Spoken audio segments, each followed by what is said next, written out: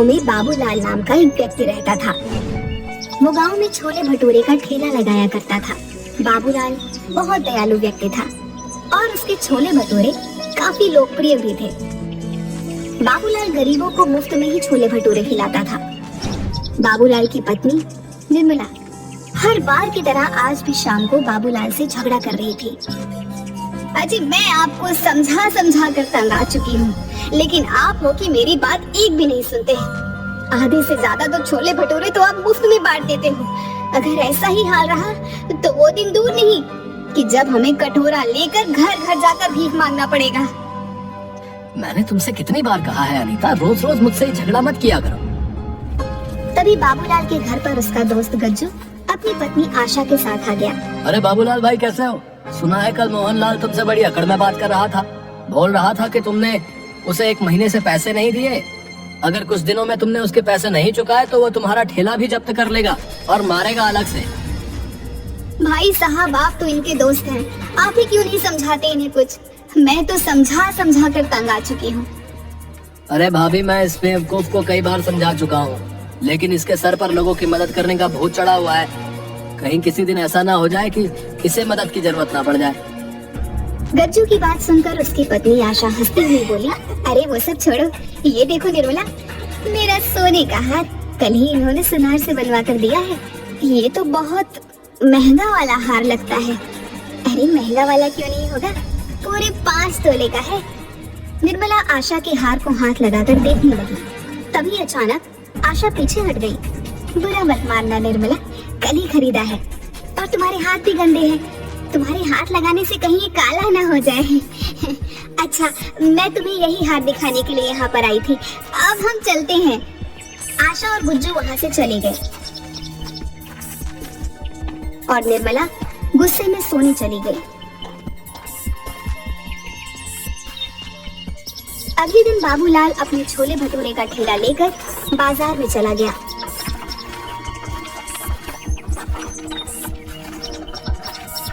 बाबूलाल के बगल में ही मुखिया का खास आदमी नरेश भी ठेला लगाता था। नरेश बाबूलाल को देखकर गुस्से से बोला, क्या आज भी अपने छोले भटूरे मुफ्त में बांटेगा? नरेश भैया मैं सिर्फ गरीबों से पैसे नहीं लेता। अबे बेवकूफ, छोले भटूरे कौन से यहाँ पर कार वाले गाने आते हैं? सब गरीबी गाने आते हैं। तेरी ये गरीबों को मुफ्त में खिलाने की आदत मुझे बर्बाद कर दे रही है। ये तो कोई बात नहीं हुई नरेश भैया, किसी गरीब को खाना खिलाना तो पुण्य का काम होता है। लगता है तो ऐसा नहीं मानेगा, तेरी मुखिया से शिकायत करनी पड़ेगी।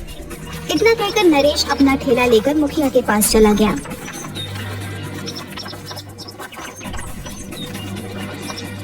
नरेश को गुस्से में देखकर मुखिया बोला, क्या बात है नरेश, आज इतने गुस्से में क्यों है? मुखिया जी वो बाबूलाल मेरे ही बगल में ठेला लगाकर लोगों को मुफ्त में खाना खिला देता है। अब आप ही बताओ, जब लोगों को मुफ्त में छोले भटूरे खाने को मिलेंगे तो भला मुझसे वो क्यों खरीदेंगे? मेरा बहुत नुकसान हो रहा है। नरेश की बात सुनकर मुखिया गहरी सोच में डूबकर बोला, तो चिंता मत कर, इसका उपाय है मेरे पास। इस बाबूलाल को गरीबों को खिलाने की बहुत आदत है ना। आज के बाद इसके पास इतने गरीब लोग आएंगे कि ये बाबूलाल उन्हें खिलाते खिलाते कंगाल हो जाएगा।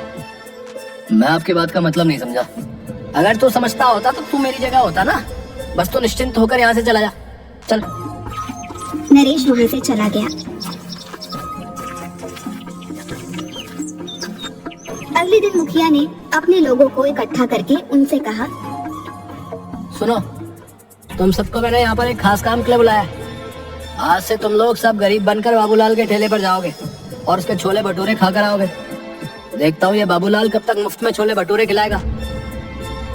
अगले दिन मुखिया के सारे आदमी गरीब बनकर बाबूलाल के ठेले पर पहुँच गए और उस दिन उन सब ने किसी भी ग्राहक को आने का मौका नहीं दिया।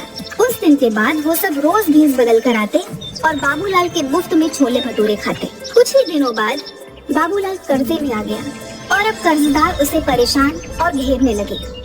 बाबूलाल परेशान होकर ठेला लगाकर खड़ा था कि तभी मुखिया के आदमी संजू और नरेश वहाँ पर आ गए।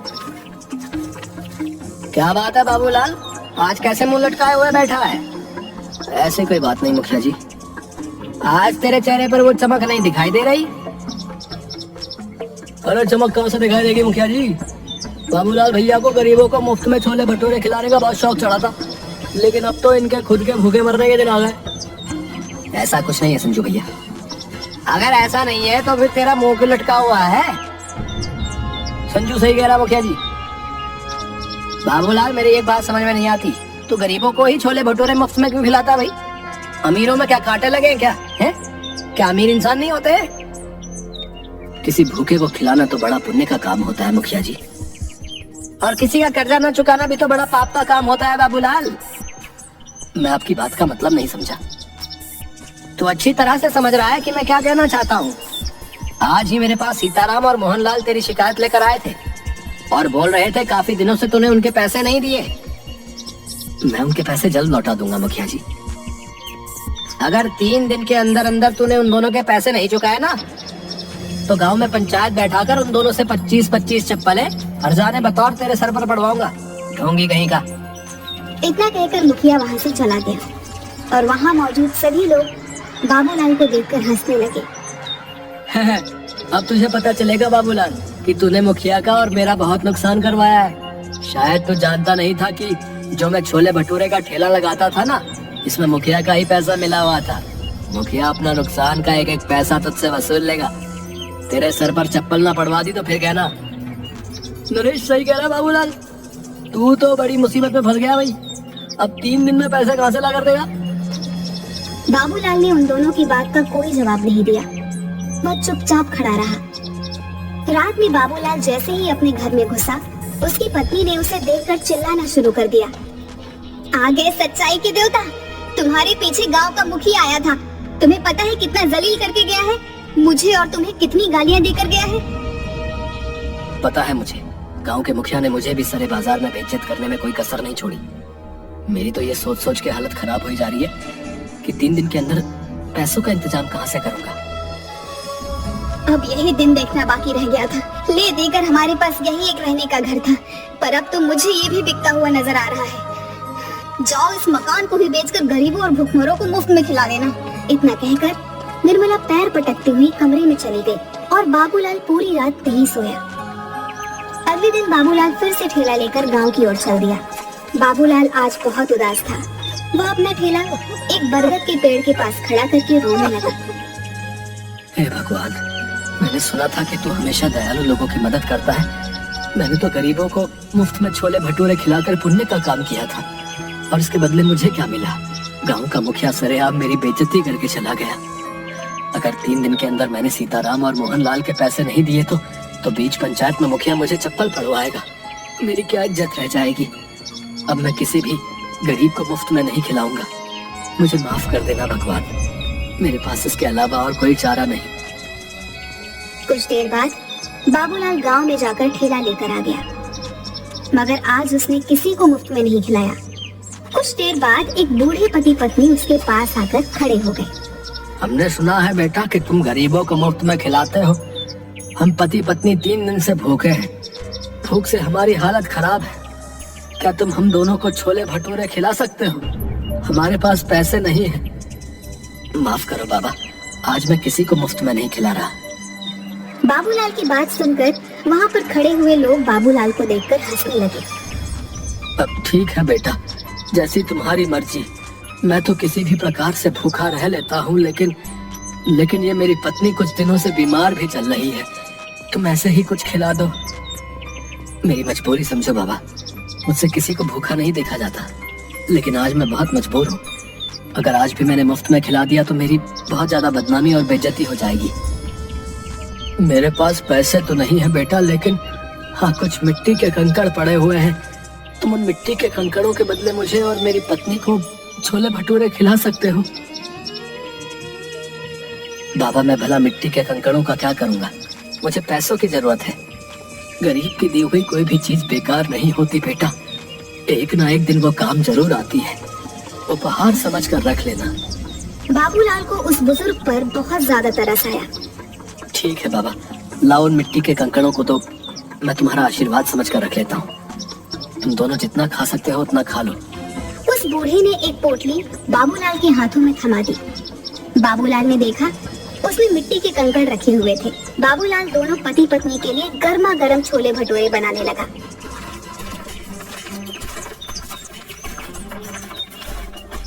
तभी वहाँ पर ठेला लगाकर खड़ा हुआ नरेश बाबूलाल से बोला, अरे इन मिट्टी के कंकड़ों से तू भला कैसे सीताराम और मोहनलाल का कर्जा चुकाएगा रे? बेवकूफ आदमी, इतनी बेइज्जती होने के बाद भी तेरी कुछ समझ में नहीं आया? नरेश, मेरी जिसे मर्जी चाहेगी मैं उसे मुफ्त में खिलाऊंगा। तू कौन होता है मुझे रोकने वाला? जाकर बोल देना अपने मुखिया को। मुखिया का चमचा कहीं का। 3 दिन बाद जब मुखिया उन दोनों से तेरे सर पर चप्पलें पड़वाएगा ना, उस दिन मैं तुझसे बात करूंगा। हाँ, मुझे भगवान पर पूरा विश्वास है, वो दिन कभी नहीं आएगा। इतना कहकर बाबूलाल फिर से छोले भटूरे बनाने लगा, मगर देखते ही देखते वह बूढ़े पति पत्नी बाबूलाल के सारे छोले भटूरे खा गए। बाबूलाल जरा सा चेहरा लिए उन्हें देखता रह गया। उसने देखा उसके ठेले पर अब कुछ भी नहीं बचा था। बाबूलाल चुपचाप अपने घर चला गया। क्या हुआ, आज दोपहर में ही कैसे चले आए? कहीं आज भी सारे छोले भटूरे कहीं बांट तो नहीं है? निर्मला, मुझसे इस वक्त बात मत करो। अरे तो फिर और किससे बात करूं? अपना सर दीवारों पर मारूं क्या? मेरी तो सोच सोच के हालत खराब होते जा रही है कि 2 दिन बाद क्या होगा। वैसे तुम कभी शाम से पहले घर नहीं आते, आज क्या हुआ? बाबूलाल ने अपनी पत्नी को सारी घटना बता दी। हे भगवान, इस आदमी का मैं क्या करूं? इसने तो बेवकूफीपन की सारी हदें पार कर दी। अरे उन दोनों को सारे छोले भटूरे खिलाने की क्या जरूरत थी? मुझे क्या पता नहीं था। मुझे लगा था कि वो 2 या 3 से ज्यादा नहीं खाएंगे, लेकिन उन्होंने तो देखते ही देखते सारा ठेला साफ कर दिया। लाओ, मुझे भी दिखाओ आखिर उन दोनों ने कौन सी मिट्टी के कंकड़ दे दिए हैं जिसके बदले तुम आज सारे छोले भटूरे उनमें लुटा कर आ गए। वहाँ पर खड़े लोग तुम्हारा मजाक गलत नहीं उड़ा रहे थे। भला कोई मिट्टी के कंकड़ के बदले छोले भटूरे खिलाता है क्या? मैंने उन मिट्टी के कंकड़ के बदले उन्हें छोले भटूरे नहीं खिलाया नीता। उन दोनों के चेहरे से साफ लग रहा था कि वो कई दिन से भूखे हैं। लाओ दो मुझे, मैं भी तो देखूं उन गरीबों के उपहार में ऐसा क्या है। बाबूलाल ने उदास मन से वह पोटली अपनी पत्नी को दे दी और पोटली में कंकड़ देखकर निर्मला गुस्से से चीखते हुए बोली, हाय राम, अब इस कंकड़ का क्या करूं? लगता है तुम्हारी किस्मत में सीताराम और मोहनलाल के हाथों चप्पल खाना ही लिखा है। अब जो होगा देखा जाएगा निर्मला। अगर भगवान ने मेरी किस्मत में गांव वालों के सामने मेरी बेइज्जती ही लिखी है तो उसे कोई नहीं बदल सकता। बाबूलाल वहाँ से चला गया और 2 दिन बाद बाबूलाल पंचायत में सर झुकाए खड़ा था। क्यों रे बाबूलाल, पैसे लाया है? इंतजाम नहीं हो पाया मुखिया जी, कुछ दिन की मोहलत और दे देते। वो तो हम तुझे जरूर देंगे, मगर सीताराम और मोहनलाल के हाथों चप्पल तो खा ले। ऐसा मत कीजिए मुखिया जी, मेरी बेइज्जती हो जाएगी। मैं किसी को मुंह दिखाने के लायक नहीं रहूंगा। क्या हुआ, उस दिन तो बड़ा मुंह चला रहे थे, मार खाने की नौबत आई तो अब इज्जत की दुहाई दे रहे हो? मुखिया सीताराम और मोहनलाल की ओर देखकर बोला, देखते क्या हो, मारो इस दानवीर को चप्पलों से। बड़ा दानवीर बना फिरता है, मक्कार कहीं का। मुखिया की बात सुनकर मोहनलाल और सीताराम बाबूलाल को चप्पलों से मारने ही वाले थे कि तभी वहाँ पर बाबूलाल की पत्नी निर्मला आ गई। खबरदार, जो मेरे पति को किसी ने हाथ भी लगाया। क्यों रे बाबूलाल की पत्नी, तुझे पता नहीं तेरे पति ने दोनों से कर्जा लिया था? तेरी इतनी हिम्मत कि तू मुखिया के आदेश को चुनौती दे? मुखिया की बात सुनकर निर्मला ने मोहनलाल और सीताराम के पैसे मुखिया के मुंह पर मार दिए। ये लो, पकड़ो इन दोनों के पैसे। आइंदा मेरे पति के ऊपर आंख उठाकर भी नहीं देखना। तू ये पैसे कहाँ से लेकर आई? तुम्हें इससे मतलब? तुम्हें इनके सारे पैसे चाहिए थे ना, और इनके पैसे मैंने तुम्हारे मुंह पर मार दिए। बाबूलाल निर्मला के पास पैसे देखकर हैरान रह गया। बाबूलाल ने आहिस्ता से निर्मला से पूछा, निर्मला, तुम ये पैसे कहाँ से लेकर आई? घर चलो, मैं तुम्हें सब बताती हूँ। बाबूलाल निर्मला के साथ घर पर आकर बोला, अब बताओ भी निर्मला, तुम ये पैसे कहाँ से लेकर आई? आज जब तुम्हें मोहनलाल और सीताराम पकड़ कर ले गए थे तो मैं फूट फूट कर रो रही थी। रोते हुए मुझे अचानक गुस्सा आ गया और मैंने गुस्से में वो पोटली बाहर फेंकने के लिए निकाली जिसमें कंकड़ थे। मगर जैसे ही उस पोटली में से कंकड़ फेंके तो उसमें से कंकड़ नहीं बल्कि बेशकीमती हीरे निकले। मैं तुरंत एक हीरा गिरवी रखकर पैसे ले आई और मुखिया के मुंह पर मार दिए। निर्मला की बात सुनकर बाबूलाल हैरान होकर बोला, लेकिन उसमें तो कंकड़ पत्थर थे। मैं भी हैरान रह गई थी। बहुत सोचने के बाद मुझे एहसास हुआ कि शायद वो दोनों बूढ़े पति पत्नी कोई मायावी लोग थे जो तुम्हारी मदद करने आए थे। निर्मला ने इतना कहा ही था कि तभी दरवाजे पर दस्तक हुई निर्मला उन हीरो को देखने में खोई हुई थी। बाबूलाल ने जाकर दरवाजा खोल दिया। दरवाजे के बाहर वही बूढ़े पति पत्नी थे जो बाबूलाल की ओर देखकर मुस्कुरा रहे थे। आप दोनों कौन हैं? हम दोनों देव हैं। 2 दिन पहले तुम जिस बरगद के पेड़ के नीचे खड़े होकर भगवान से बातें कर रहे थे, हम दोनों तुम्हारी बातें सुन रहे थे। हमें लगा कि तुम्हारी मदद करनी चाहिए। मैं आप दोनों का कैसे शुक्रिया अदा करूं? अगर तुम्हें हमारा शुक्रिया अदा करना है तो एक बात ध्यान रखना, इन हीरो को बेचने के बाद तुम बहुत ज्यादा अमीर हो जाओगे। लेकिन कभी भी गरीबों को खाना खिलाना मत भूलना। चाहे कितनी भी अड़चने आए, चाहे कितनी भी परेशानियां आए, याद रखना भगवान उस व्यक्ति को बहुत ज्यादा पसंद करता है जिसके दिल में दूसरों के लिए दर्द होता है। इतना कहकर वो दोनों बूढ़े पति पत्नी वहां से गायब हो गए। उस दिन के बाद बाबूलाल देखते ही देखते बेहद अमीर हो गया। लेकिन वो आज भी गरीबों को मुफ्त में छोले भटूरे खिलाता है।